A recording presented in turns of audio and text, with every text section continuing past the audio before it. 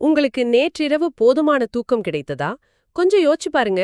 எந்த ஒரு அலாரமும் இல்லாம, ஒரு கப் காஃபியோ டீயோ குடிக்காம, காஃபின் உதவி இல்லாம, இன்று காலையில் உங்களால் புத்துணர்ச்சியாக எழ முடிந்ததா? இது ரொம்ப முக்கியமான கேள்வி. நிறைய பேரால் அப்படி எழ முடிஞ்சிருக்காது. ஆமா. இந்த ஆழமான அலசலுக்கு உங்களை அன்போட வரவேற்கிறேன். இன்னைக்கு நம்ம ஒரு மிக முக்கியமான, ஆனா நம்ம அன்றாட வாழ்வுல தொடர்ந்து அலட்சியப்படுத்துற ஒரு விஷயத்த பத்தி பேச போறோம். கண்டிப்பா. மேத்யூ வாக்கர் எழுதின வை வி ஸ்லீப், அதாவது நாம் ஏன் தூங்குகிறோம் அப்படிங்கிற புத்தகத்தோட ஆதாரங்களை வச்சு தூக்கத்தோட ரகசியங்களை ஆராய போறோம். இத தொடங்குறதுக்கு முன்னாடியே ஒரு அதிர்ச்சியான தகவல் சொல்லுங்க. வளர்ந்த நாடுகள்ல இருக்கிற பெரியவர்கள்ல 2/3 பேரு தங்களுக்கு தேவையான 8 மணி நேர தூக்கத்தை பெறுவதில்லை. 2/3 அது ரொம்ப பெரிய நம்பர். ஆமா. சரி, இத விரிவாக பார்ப்போம். தூக்கம்னா ஏதோ நைட்ல மூளை தன்னைத்தானே ஆஃப் பண்ணிக்கிற ஒரு ஸ்விட்ச்னு பலரும் நினைக்கிறாங்க. அல்லது வேலை செஞ்சு களைச்ச உடம்பு ரெஸ்ட் எடுக்கிற சாதாரண விஷயம்னு நினைச்சிட்டு இருக்காங்க. ஆனா உண்மை அது இல்ல. தூக்கம் அப்படிங்கிறது மனித உடலுக்கும் மூளைக்கும் இயற்கையாவே வழங்கப்பட்டிருக்க ஒரு மிகச்சிறந்த மருந்து. கரெக்ட். இங்க ஆச்சரியப்பட வைக்கும் விஷயம் என்னவென்றால், உலக சுகாதார நிறுவனம், அதாவது WHO, இந்த தூக்கமின்மைய வெறுமனே ஒரு தனிமனித பிரச்சனை என்றோ ஒரு லைஃப் ஸ்டைல் மாற்றம் என்றோ சொல்லல. ஓ, அப்புறம் எப்படி சொல்றாங்க? அத ஒரு உலகளாவிய தொற்று நோயாகவே, அதாவது ஒரு குளோபல் எபிடமிக்காக அறிவிச்சிருக்காங்க. 100 வருஷத்துக்கு முன்னாடி இருந்ததை விட இன்னைக்கு நம்ம தூங்குற நேரம் ரொம்பவே குறைஞ்சிடுச்சு. ஆமா. இன்னைக்கு இருக்கிற இந்த வேகமான உலகத்துல நான் வெறும் 4 மணி நேரம் தான் தூங்குறேன்னு சொல்றது ஒரு பெருமையாவே பலரும் நினைக்கிறாங்க. எக்ஸாக்ட்லி. ஆனா இதனால நம்ம உடம்புல, மனசுல, ஒட்டுமொத்த சமூகத்துல ஏற்படுற பாதிப்புகள் ரொம்ப கொடூரமானவை. தூக்கம் அப்படிங்கிறது நம்ம வீணாக்குற நேரம் கிடையாது, அது நம்ம ஆயுளை தீர்மானிக்கும் மிக முக்கிய காப்பீடு. அதான் இன்சூரன்ஸ் மாதிரி. அப்படியானால் இந்த தூக்கம் எப்படி வேலை செய்யுது, அதை தீர்மானிப்பது எது அப்படிங்கிற கேள்வி உங்களுக்கு எழலாம். மேத்யூ வாக்கர் என்ன சொல்றாருன்னா, நமது தூக்கத்தை கட்டுப்படுத்தும் 2 ரகசிய சக்திகள் இருக்கு. 2 forces. ஆமா. அதுல முதல் சக்தி நமது மூளைக்குள் இயங்கும் ஒரு உயிரியல் கடிகாரம். இத பத்தி கொஞ்சம் விளக்கமா சொல்ல முடியுமா? நிச்சயமா. இத அறிவியல்ல சர்க்காடியன் ரிதம் அப்படின்னு சொல்றாங்க. இது நம்ம மூளையோட நடுப்பகுதியில் இருக்கிற ஒரு சின்ன பகுதியால கண்ட்ரோல் செய்யப்படுது. ஓகே. அதோட பேரு சூப்ரா கிஸ்மேட்டிக் நியூக்ளியஸ். பேர் கொஞ்சம் கஷ்டமா இருந்தாலும் கொஞ்சம் இல்ல, ரொம்பவே கஷ்டமா தான் இருக்கு. ஆனா இந்த செய்யற நேல ரொம்ப முக்கியம். இது வெறும் 20,000 செல்களால் ஆனது. ஆனா உங்க ஒட்டுமொத்த உடம்போட செயல்பாட்டையும் ஒரு ஆர்கெஸ்ட்ராவை வழிநடத்துற கண்டக்டர் மாதிரி இதுதான் தீர்மானிக்குது. அதாவது எப்ப முழிச்சிருக்கணும், எப்ப தூங்கணும் அப்படிங்கறதையா? கரெக்ட். உங்களை எப்போது விழித்திருக்க செய்ய வேண்டும், எப்போது சோர்வடைய செய்ய வேண்டுங்கிற பகல் இரவு சுழற்சிய இந்த 24 மணி நேர கடிகாரம் தான் சரியா கட்டுப்படுத்துது. நம்ம உடல் வெப்பநிலை மாறுறது, எந்த நேரத்துல எந்த ஹார்மோன் சுரக்கணும், எல்லாமே இதுக்குள்ளதான் அடங்கும். வாவ். நம்ம தூங்குனாலும் முழிச்சிருந்தாலும் இந்த மாஸ்டர் கடிகாரம் அதோட வேலையை நிறுத்தாது போல. கண்டிப்பா நிறுத்தாது. அந்த முதல் சக்தி நம்மை கட்டுப்படுத்தும் ஒரு கடிகாரம் போல இயங்குதுன்னா, தூக்கத்தை நிர்ணயிக்கும் 2வது சக்தி ஸ்லீப் பிரஷர், அதாவது தூக்க அழுத்தம். ஆமா, ஸ்லீப் பிரஷர். நீங்க விழித்திருக்கும் ஒவ்வொரு நிமிடமும் உங்க மூளையில அடினோசின் அப்படின்னு ஒரு ரசாயனம் சேர்ந்துகிட்டே வருது. காலையில நீங்க தூங்கி எழுந்த அந்த நொடியிலிருந்து மூளையில இந்த அடினோசின் அளவு கொஞ்சம் கொஞ்சமா அதிகரிக்குது. ஒரு மணற்கடிகாரத்துல மணல் சேர்ற மாதிரி இது சேர்ந்து மூளையில தூக்கத்துக்கான ஒரு அழுத்தத்தை உருவாக்குது. சரியா சொன்னீங்க. சுமார் 12லிருந்து 16 மணி நேரம் விழித்திருந்த பிறகு இந்த அடினோசின் அளவு உச்சத்தை அடையும். அப்போதான் உங்களுக்கு கட்டுப்படுத்த முடியாத தூக்கம் கண்ணை சுழட்டி கொண்டு வரும். அது ஒரு இயல்பான பயாலஜிக்கல் விஷயம். ஆமா. ஆனா நாம என்ன பண்றோம்? இந்த தூக்க அழுத்தத்தை ஒரு குறுக்கு வழியில ஏமாத்துறோம். அதுதான் coffee, tea. Exactly. Coffee, tea, energy ட்ரிங்க்ஸ்னு தினமும் இதை பயன்படுத்துறோம். காஃபி குடிச்சா உடம்புக்கு எனர்ஜி கிடைக்குதுன்னு பலரும் நம்புறாங்க. ஆனா காஃபின் எந்த ஆற்றலையும் தருவதில்லை. இங்கேதான் விஷயம் மிகவும் சுவாரஸ்யமாகிறது. அது எப்படி மூளையை ஏமாத்துது அப்படிங்கிறது தான் முக்கியம். மூளையில இருக்கிற அந்த அடினோசின் ரிசெப்டார்ஸ் இருக்குல்ல, ஏற்பிகள். ஆமா, அந்த ஏற்பிகளை இந்த காஃபின் போய் அடைச்சுக்குது. அதாவது மூளையோட காதுகளை அது பொத்திக்குது. ஒரு பக்கம் அடினோசின் மூளைகிட்ட எனக்கு ரொம்ப சோர்வா இருக்கு, தூக்கம் வருதுன்னு கத்துனாலும் காஃபின் அதுக்கு இருக்க விடாம பண்ணிடுது. கரெக்ட். இதனால நம்ம சோர்வா இல்லாதது மாதிரி ஒரு மாயை உருவாகுது. இந்த காஃபின் எந்த அளவுக்கு மோசமான தாக்கத்தை ஏற்படுத்துது அப்படிங்கிறதுக்கு நாசா செஞ்ச ஒரு சிலந்தி வலை பரிசோதனை சிறந்த உதாரணம். நாசா சிலந்திகளை வச்சு எக்ஸ்பெரிமெண்ட் பண்ணாங்களா? ஆமா. அவங்க சிலந்திகளுக்கு LSD, கஞ்சா மாதிரியான கடுமையான போதைப் பொருட்களை கொடுத்து அந்த போதையில சிலந்திகள் எப்படி வலை பின்னுதுன்னு சோதிச்சாங்க. ஓகே. அந்த போதைப் பொருட்களை சாப்பிட்ட சிலந்திகள் கூட ஓரளவுக்கேனும் ஒரு ஷேப்ல வலைய பின்னுச்சு. ஆனா காஃபின் கொடுக்கப்பட்ட சிலந்திகள் கட்டிய வலைய பார்த்தா நீங்க அதிர்ச்சி அடைஞ்சிடுவீங்க. ஏன் அப்படி என்ன ஆச்சு? அது எந்த ஒரு வடிவமும் இல்லாத முற்றிலும் குழப்பமான ஒரு மோசமான வலையா இருந்துச்சு. நம்ம மூளையில காஃபின் ஏற்படுத்துற தாக்கத்தோட ஒரு சின்ன பிரதிபலிப்பு தான் இது. அட பாவமே, இது பலருக்கும் தெரியாத ஒரு விஷயம். ஒரு கப் காஃபி தானேன்னு நம்ம சாதாரணமா நினைக்கிறோம். அது மட்டும் இல்ல, காஃபி நம்ம உடம்ப விட்டு முழுமையா வெளியேற ரொம்ப நேரம் எடுக்கும். கண்டிப்பா. இதோட ஹாஃப் லைஃப், அதாவது அரை ஆயுட்காலம் 5 முதல் 7 மணி நேரம்னு தகவல்கள் சொல்லுது. இத கொஞ்சம் பிராக்டிக்கலா பார்த்தா, இரவு 7:30 மணிக்கு நீங்க ஒரு கப் காஃபி குடிக்கிறீங்கன்னு வச்சுப்போம். அதிகாலை 1:30 மணி அளவிலையும் அந்த காஃபினோட 50% உங்க மூளையிலே தங்கியிருக்கும். மீதமுள்ள 50% வெளியேற இன்னும் பல மணி நேரம் ஆகும். இது உங்க ஆழ்ந்த தூக்கத்தை நிச்சயமா கெடுத்துரும். காஃபின் மட்டும் இல்ல, தூக்கம்னு வரும்போது இன்னொரு விஷயத்த பத்தியும் நாம பேசி ஆகணும். பலரும் மெலட்டோனின் அப்படிங்கிற ஹார்மோனை பத்தி பேசுவாங்க. ஓ, அந்த ஸ்லீப் மாத்திரை. தூக்கம் வரலனா மெலட்டோனின் மாத்திரை போடுறது இப்போ ஒரு ஃபேஷன் ஆயிடுச்சு. ஆமா, மெலட்டோனின் தான் தூக்கத்தை உருவாக்குதுன்னு அவங்க முழுமையா நம்புறாங்க. ஆனா அது ஒரு தப்பான புரிதல். அப்படியானால் மெலட்டோனின் நேரடியாக தூக்கத்தை கொடுப்பதில்லையா? கிடையாது. மெலட்டோனினை ஒரு ஓட்டப்பந்தயத்தோட தொடக்க துப்பாக்கிக்கு, அதாவது ஸ்டார்டிங் கன்னுக்கு ஒப்பிடலாம். 100 மீட்டர் ஓட்டப்பந்தயத்தை தொடங்கி வைக்கிற நடுவர் ரெடி ஸ்டெடி கோ சொல்லி துப்பாக்கியால சுடுவார்ல, ஆமா. அந்த துப்பாக்கி சத்தம் ஓட்டப்பந்தயம் தொடங்கிடுச்சு அப்படிங்கிறத வீரர்களுக்கு அறிவிக்குமே தவிர அந்த துப்பாக்கியே ஓடாது.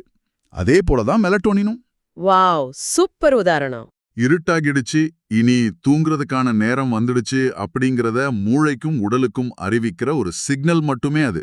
அது தூக்கத்துக்கான ஓட்டப்பந்தயத்தை தொடங்கி வைக்கும் ஒரு நடுவர் மட்டுமே. தூக்கம்ங்கிற பந்தயத்துல ஓட வேண்டியது மூளையோட மற்ற பகுதிகள் தான். ஆக மெலட்டோனின் அப்படிங்கிறது தூக்கத்தை அழைக்கும் ஒரு தூதுவந்தானே தவிர அதுவே தூக்கம் அல்ல.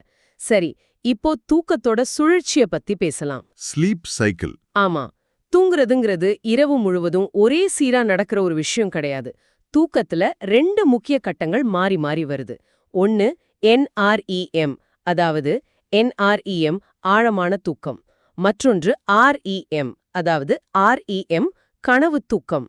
இதுல இரவோட முதல் பாதியில ஆழமான தூக்கமான NREM அதிகமா இருக்கும். இது ஒரு கம்ப்யூட்டரோட ஒப்பிடலாம். பகல் முழுதும் நம்ம பார்த்து படிச்சு கத்துக்கிட்ட பல விஷயங்கள் மூளையோட ஷார்ட் டேர்ம் மெமரியில டெம்பரரியா சேவ் ஆயிருக்கும். NREM தூக்கம் அதிகாலை நேரங்கள்ல ரொம்ப குறைவாவே இருக்கும். ஓ, அது தொடர்ந்து வர 2வது நிலைதான் REM தூக்கம், அதாவது கனவு தூக்கம். இது இரவோட 2ஆம் பாதியிலையும் குறிப்பா அதிகாலை நேரத்திலையும் மிக அதிகமா இருக்கும். கரெக்ட். NREM தூக்கம் ஃபைல்ஸை சேவ் பண்ணுதுன்னா, இந்த REM தூக்கம் சேமிக்கப்பட்ட நினைவுகளை ஒன்றோடொன்று இணைக்கிறது. Connecting memories.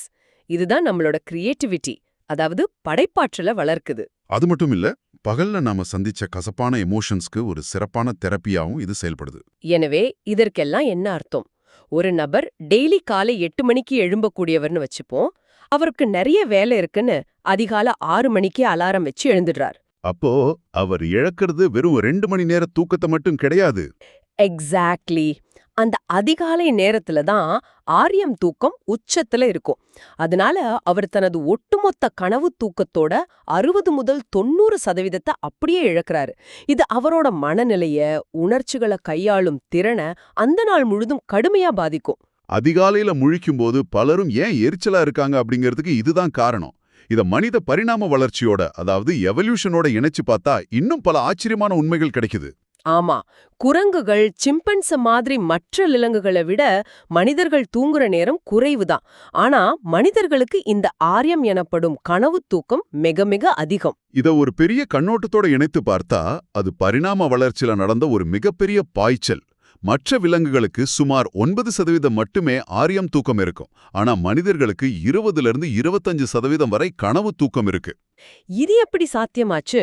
ஆதிமனிதன் மரக்கிளைகளை விட்டு கீழே இறங்கி தரையில நெருப்பு மூட்டி பாதுகாப்பா தூங்கத் தொடங்கின பிறகுதான் இது சாத்தியமாச்சு. மரக்கிளையில தூங்கும்போது கீழே விழுந்துடுவோமோங்கிற பயத்துல ஆழமான கனவு தூக்கம் வராது. ஓ ஆமா, லாஜிக் தான். ஆனா தரையில பாதுகாப்பான சூழல் கிடைச்சதும் மனிதன் மிக ஆழமான REM தூக்கத்தை பெற்றான். அதனால என்ன மாற்றம் நடந்துச்சு? அந்த ரெம் தூக்கம் தான் மனிதனோட இமோஷனல் இன்டெலிஜென்ஸ், அதாவது உணர்ச்சி நுண்ணறிவை பல மடங்கு அதிகரிச்சது. மத்தவங்களோட முகப்பாவனைகளை புரிஞ்சுக்கிற திறன், சிக்கலான உணர்ச்சிகளை கையாளுற திறன், இதெல்லாம் மனுஷனுக்கு மட்டும்தான் மிக அதிகம். வாவ்! இதுவே மனிதர்களோட சமூக கட்டமைப்பை உச்சத்துக்கு கொண்டு சென்று மொழிகளை உருவாக்கி நம்மளை இந்த பூமியோட ஆதிக்க சக்தியா மாத்துச்சு. சுருக்கமா சொல்லணும்னா மனுஷனா மாறினதுக்கு காரணமே அவன் தரையில படுத்து தூங்கின அந்த ஆழமான கனவு தூக்கம்தான். ஒரு கனவு தூக்கத்துக்கு பின்னாடி மனித இனத்தோட இவ்ளோ பெரிய எவல்யூஷனா? கேக்குறதுக்கே பிரமிப்பா இருக்கு. ஆமா. இப்போ இந்த தூக்கத்தை நாம இழக்கும்போது ஏற்படுற பேரழிவுகளை பத்தி பாப்போம். ம். ஏன்னா தூக்கமின்மை நம்ம உடம்ப எப்படி டேமேஜ் பண்ணுதுன்னு படிக்கும்போதே ரொம்ப பயமா இருக்கு. நிச்சயமா. முதல்ல மூளையிலிருந்து ஆரம்பிக்கலாம். ம். போதிய தூக்கம் இல்லாதப்போ நம்ம மூளையில லாஜிக்கலாவும் அறிவுபூர்வமாவும் சிந்திக்கிற ப்ரீஃப்ரண்டல் கார்டெக்ஸ் அப்படிங்கிற பகுதி அப்படியே செயலிழந்து போயிடுது. அதே சமயம் உணர்ச்சிகளோட மையமான அமிக்டாலா 60% அதிகமா செயல்பட தொடங்குது. 60%? ஆமா. இதை எப்படி புரிஞ்சுக்கலாம்னா, ஒரு கார்ல பிரேக்க முழுவதுமா பிடுங்கி எறிஞ்சிட்டு ஆக்சிலரேட்டரை முழுமையா முறுக்குற மாதிரியான ஒரு ஆபத்தான நிலை இது. ஓ, அப்போ ப்ரீஃப்ரண்டல் கார்டெக்ஸ் கம் பிரேக்கு. கரெக்ட். தூக்கம் குறையும் போது அந்த பிரேக் வேலை செய்யாது. அமிக்டாலா அப்படிங்கிற ஆக்சிலரேட்டர் தாறுமாறா ஏறும். இதனால தான் தூக்கம் இல்லாதப்போ மனிதர்கள் மிக சாதாரண விஷயங்களுக்கு கூட அதிக கோபத்தோடும் உணர்ச்சி வசப்பட்டும் விசித்திரமா நடந்துக்கிறாங்க. இது நம்ம டே டு டே லைஃப்ல நிறைய பாக்குறோம். உங்க குழந்தைங்க மேலயோ இல்ல உங்க பார்ட்னர் கிட்டயோ நீங்க காரணம் இல்லாம கோபப்படுறத கவனிச்சிருக்கீங்களா? அதுக்கு உங்க கேரக்டரை விட உங்க தூக்கமின்மையே முக்கிய காரணமா இருக்கலாம். கண்டிப்பா. மூளைக்கு ஏற்படுற பாதிப்புகள்ல மிக கொடூரமான ஒண்ணு அல்சைமர் நோய். அதாவது அந்த ஞாபக மறதி நோய். ஆமா. இதற்கும் தூக்கத்துக்கும் ஒரு நேரடி தொடர்பு இருக்குன்னு வாக்கர் சொல்றாரு. ஆழமான NREM தூக்கத்தின் போது நம்ம மூளையில ஒரு பிரத்யேகமான கிளீனிங் ப்ராசஸ், அதாவது துப்புரவு பணி நடக்குது. மூளையில உள்ள கிளிம்பேட்டிக் சிஸ்டம் அப்படிங்கிற அமைப்பு தான் இதை செய்யுது. அந்த துப்புரவு பணி எப்படி நடக்குது அப்படிங்கிறது ரொம்ப ஆச்சரியமானது.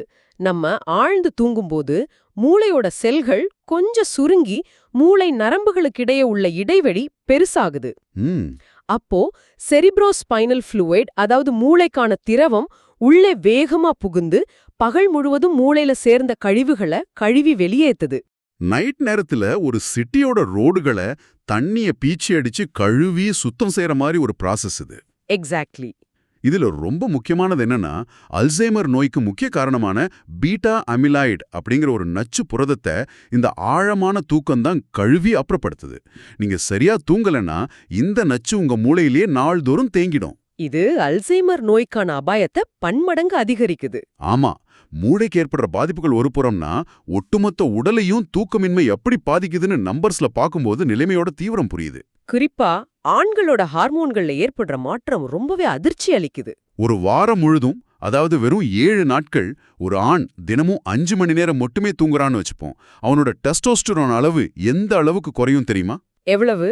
அவனுக்கு இயற்கையாகவே 10 முதல் 15 வருஷங்கள் வயசாகி முதிர்ச்சி அடைஞ்சா என்ன நிலை இருக்குமோ அந்த அளவுக்கு அவனோட இனப்பெருக்க ஹார்மோன் குறைஞ்சிடும்.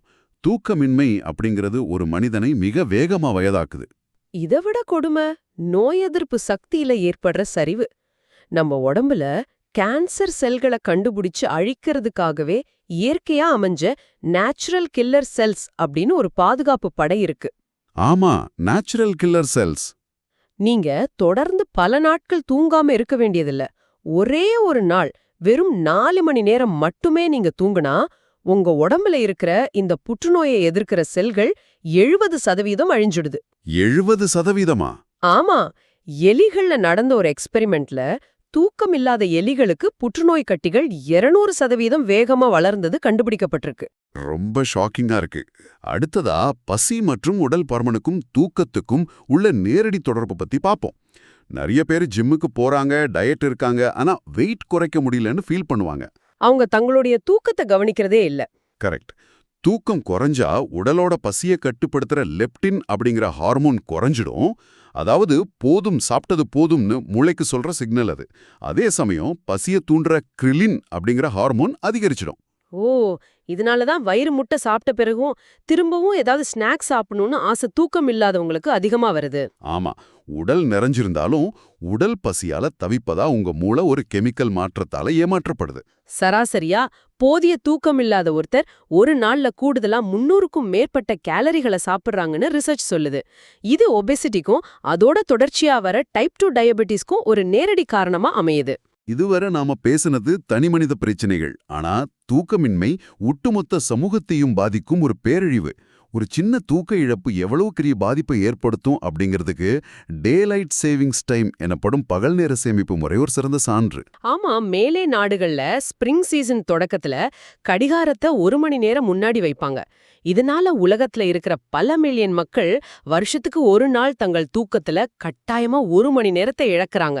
அந்த குறிப்பிட்ட ஒரு நாள்ல மட்டும் ஹார்ட் அட்டாக் ஏற்படுற விகிதம் உலக அளவுல சுமார் 24% உச்சத்தை தொடுது அப்படிங்கறது டேட்டா ரொம்ப தெளிவா காட்டுது. 24% வெறும் 1 மணி நேர தூக்க இழப்புக்கு. ஆமா, ஆச்சரியமா ஆட்டம் சீசன்ல திரும்பவும் கடிகாரத்தை 1 மணி நேரம் பின்னோக்கி வச்சு 1 மணி நேர தூக்கம் கூடுதலா கிடைக்கும்போது மாரடைப்பு விகிதம் அதே அளவு குறையுது. வெறும் ஒரே 1 மணி நேர தூக்க இழப்புக்கே இதயம் இந்த அளவுக்கு பாதிக்கப்படுதுன்னா மாச கணக்குல தூக்கத்தை தொலைக்கிறவங்களோட நிலைமையை எண்ணி பாருங்க. சமூக பாதிப்புகள்ல ரோட் ஆக்சிடென்ட்ஸும் ரொம்ப முக்கியம். குடிச்சிட்டு வண்டி ஓட்டுறவங்களை விட தூக்க கலக்கத்துல வாகன ஓட்டுபவர்களால், அதாவது ட்ரௌசி டிரைவிங்கால ஏற்படுற விபத்துகளே இன்னைக்கு அதிகம். தூக்க கலக்கத்துல ஓட்டும்போது மூளை மைக்ரோ ஸ்லீப் அப்படின்னு சொல்ற ஒரு நொடி தூக்கத்துக்கு போகும். மணிக்கு 100 கிலோமீட்டர் வேகத்துல போகும்போது அந்த ஒரு செகண்ட் கண் அயர்ந்தாலும் கார் எந்த கட்டுப்பாடும் இல்லாம போய் மிகப்பெரிய உயிரிழப்புகளை ஏற்படுத்தும். அதேபோல மெடிக்கல் ஃபீல்ட்லயும் இந்த தூக்கமின்மையால பல நோயாளிகளோட உயிர்கள் பழியாகுது. ட்ரெய்னிங் டாக்டர்ஸ் தொடர்ந்து 24 மணி நேரத்துக்கு மேல தூங்காம வேலை பார்க்குற ஒரு மிக ஆபத்தான முறை இன்றும் நடைமுறையில இருக்கு. ஒரு டாக்டர் 24 மணி நேரம் தூங்காம ஒரு சர்ஜரி செய்யும்போது அவர் தப்பு செய்யறதுக்கான வாய்ப்பு பல மடங்கு அதிகரிக்குது. இந்த கொடூரமான மருத்துவ பயிற்சி முறை எப்படி உருவாச்சுங்கிற ஹிஸ்டரி உங்களுக்கு தெரிஞ்சா அதிர்ந்து போவீங்க. அந்த ஹிஸ்டரி பலருக்கும் தெரியறதில்ல. அமெரிக்காவோட ஜான்ஸ் ஹாப்கின்ஸ் மருத்துவமனையை சேர்ந்த வில்லியம் ஸ்டீவர்ட் ஹால்ஸ்டெட் அப்படிங்கிற ஒரு ஃபேமஸான டாக்டரால தான் இந்த முறை கொண்டு வரப்பட்டுச்சு. சர்ஜரியில அவர் பல புதிய முறைகளை கண்டுபிடிச்சவர் என்றாலும் அதிர்ச்சியான உண்மை என்னன்னா அவர் ஒரு தீவிரமான கொகைன் அடிக்ட். கொகைன் போதைப் பொருளுக்கு அடிமையானவரா? ஆமா, கொகைன் போதைப் பொருளோட உதவியால அவரால பல நாட்கள் தொடர்ச்சியா தூங்காம வேலை பார்க்க முடிஞ்சது. தான் செய்யறது போலவே மத்த ட்ரெய்னிங் டாக்டர்ஸும் எந்த ரெஸ்டும் தூக்கமும் இல்லாம பல நாட்கள் உழைக்கணும்னு அவர் உருவாக்குன அந்த முறைதான் ரெசிடென்சி அப்படிங்கிற பேர்ல இன்னைக்கு வரை தொடருது. கொடுமை. போதைப் பொருளுக்கு அடிமையான ஒருத்தரால உருவாக்கப்பட்ட இந்த முறை இன்னைக்கும் இளம் மருத்துவர்களோட தூக்கத்தை பறிச்சு நோயாளிகளோட உயிருக்கும் ஆபத்து விளைவிச்சிட்டு இருக்கு. ஆமா, இந்த தரவுகளை எல்லாம் கேட்கும்போது நம்ம மனசுல எழும் அடுத்த கேள்வி இழந்த தூக்கத்தை எப்படி ஈடுகட்டுவது அப்படிங்கிறது தான். கரெக்ட். வார நாட்கள்ல வேலைப்பழுவால நாம தூக்கத்தை இழந்துட்டு சரி வீக்கெண்ட்ல சாட்டர்டே சண்டேல எக்ஸ்ட்ராவா ஒரு 4 மணி நேரம் சேர்த்து தூங்கிக்கலான்னு பலர் நினைக்கிறாங்க. நமது மூளையில் அப்படி ஒரு ஸ்லீப் பேங்க், அதாவது தூக்க வங்கி அப்படின்னு ஒன்னு இருக்கா? கண்டிப்பாவே கிடையாது. வாரம் முழுதும் தூங்காம இருந்துட்டு வீக்கெண்ட்ல சேர்த்து தூங்கிக்கலாம் அப்படிங்கிற தூக்க வங்கி முறை மனித மூளையில சாத்தியமில்ல. தூக்கம் அப்படிங்கிறது ஒரு கிரெடிட் கார்டு கடன் மாதிரி இல்ல, கடன் வாங்கிட்டு வட்டியோட அப்புறம் அடைச்சுக்கலாம்னு நினைக்கிறதுக்கு. எக்ஸாக்ட்லி. இழந்த தூக்கத்தை மூளையால ஒருபோதும் முழுமையா திரும்ப பெற முடியாது. ஒரு நாள் நீங்க 4 மணி நேர தூக்கத்தை இழந்தா அந்த இழப்பு உடலோட செல்கள்ல பதிவாகிடுது. அப்போ இதுக்கு என்னதான் தீர்வு? தினமும் சரியான நேரத்துக்கு சீரான தூக்கத்தை மேற்கொள்றது மட்டும்தான் இதுக்கான ஒரே தீர்வு. தூக்கத்தை நாம எந்த விடத்திலையும் ஏமாத்த முடியாது. நம்ம வாழ்க்கை முறையில தூக்கத்துக்கு நாம எவ்வளவு இம்பார்ட்டன்ஸ் கொடுக்கணும் அப்படிங்கறத இது மிக தெளிவா உணர்த்துது. தூக்கத்தை தியாகம் செஞ்சுட்டு நாம அடையிற எந்த வெற்றியும் கடைசியில நம்மள நோயாளியாகவே மாத்தோம். இது ஒரு முக்கியமான கேள்வியை எழுப்புகிறது. விவாதிக்கப்பட வேண்டிய ஒரு புதிய கோணம் இதுல இருக்கு. என்ன அது?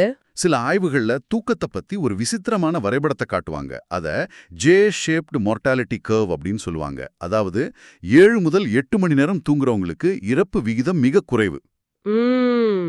4 மணி நேரம் தூங்குறவங்களுக்கு இறப்பு விகிதம் அதிகம். ஆனா 9 அல்லது 10 மணி நேரத்துக்கு மேல தூங்குறவங்களுக்கும் இறப்பு விகிதம் அதிகமா காட்டப்படும். அதாவது அந்த ஜேங்கிற எழுத்தோட மேல் நோக்கிய வால் பகுதியை போல. அப்படியானால் அதிகம் தூங்குவது ஆபத்தா அப்படின்னு நீங்க கேட்கலாம். அது உண்மையா? ஏன்னா அதிகம் தூங்குனா சோம்பேறித்தனம் வந்து உடம்பு கெட்டு போகும்னு ஒரு பரவலான நம்பிக்கை இருக்கே. அதுதான் டேட்டாவை தப்பா புரிஞ்சுக்கிறது. உண்மையில அந்த தரவுகளுக்கு பின்னாடி இருக்கிற காரணம் வேற. 9 மணி நேரத்துக்கு மேல தூங்குறவங்க இறக்குறதுக்கு தூக்கம் காரணம் கிடையாது. பின்ன எது காரணம்? அவங்களுக்குள்ள ஏற்கனவே கேன்சரோ அல்லது கடுமையான தொற்றோ மறைஞ்சிருக்கு. உடம்பு நோய்வாய்ப்படும்போது இயற்கையாகவே அதை எதிர்த்து போராட உடம்புக்கு அதிக எனர்ஜி தேவைப்படும். அதனால அது அதிக தூக்கத்தை கேக்குது. ஓ, அதனாலதான் அவங்க அதிக நேரம் தூங்குறாங்களா? ஆமா, அந்த நோயாளிகள் தங்கள் உடலை சரி செய்ய தூக்கத்தை ஒரு மருந்தா பயன்படுத்துறாங்க. தூக்கம் அப்படிங்கிறது நோய்க்கு காரணம் அல்ல. அது நோய்க்கு எதிரான மனித குலத்தோட மிகப்பெரிய ஆயுதம். அந்த நோயோட தீவிரத்தால தான் அவங்க இறக்குறாங்களே தவிர தூக்கத்தினால இல்ல. இயற்கையோட மிகச்சிறந்த காப்பீடு இந்த தூக்கமே. இது ஒரு மிகச்சிறந்த சிந்தனை. தூக்கம் அப்படிங்கிறது பிரச்சனை அல்ல, அது உடலோட போராடும் குணம் அப்படிங்கறத மிக அழகா புரிய வச்சீங்க. ரொம்ப நன்றி. தூக்கம் அப்படிங்கிறது நம்ம வீணாக்குற நேரம் இல்ல, அது நமக்கான ஆகச்சிறந்த முதலீடு அப்படிங்கறத இன்னைக்கு நம்ம ரொம்ப தெளிவா புரிஞ்சுக்கிட்டோம். நீங்க இன்னைக்கு இரவு உங்க படுக்கைக்கு போகும்போது இந்த அலசல நம்ம பேசின தூக்கத்தோட அற்புதங்கள் உங்களுக்கு நினைவிருக்கும்னு நம்புறேன். கண்டிப்பா நினைவிருக்கும். சோஷியல் மீடியால அடுத்தடுத்த வீடியோக்களை பாக்குறத நிறுத்திட்டு உங்க தூக்கத்துக்கு முன்னுரிமை கொடுங்க. உங்க மூளைக்கும் உடம்புக்கும் அந்த ரெஸ்ட கொடுங்க. இப்போ உங்களுக்கான ஒரு முக்கியமான மெசேஜ். இப்போது வீடியோவின் இறுதி பகுதி. இவ்ளோ நேரம் கேட்டதுக்கு ரொம்ப நன்றி. இந்த Tamil voice reach channel monetisation இல்லாம தான் நடக்குது. இந்த ஆடியோ புத்தகம் உங்களுக்கு பயன் தருது என்று நினைத்தால் இந்த முயற்சி தொடர்ந்து போக உங்க ஆதரவு மிகவும் உதவும். என்னுடைய இந்த முயற்சிக்கு நன்கொடை அளிக்க விருப்பம் இருந்தால் டிஸ்கிரிப்ஷன்ல கொடுக்கப்பட்டுள்ள UPI ID மூலம் வழங்கலாம். உங்களால் முடிந்த அளவு போதும். சிறிய ஆதரவும் பெரிய உதவிதான். இந்த வீடியோ உங்களுக்கு பயனுள்ளதாக இருந்தால் சப்ஸ்கிரைப் பண்ணுங்க. மற்றவர்களுக்கும் பகிர்ந்து கொள்ளுங்கள். இந்த கருத்துக்கள் அவர்களுக்கும் தேவையாக இருக்கலாம். லைக் பண்ணுங்க. உங்க கருத்துக்களை கமெண்ட்ல பகிருங்க. மனப்பூர்வமான நன்றி. நன்றி.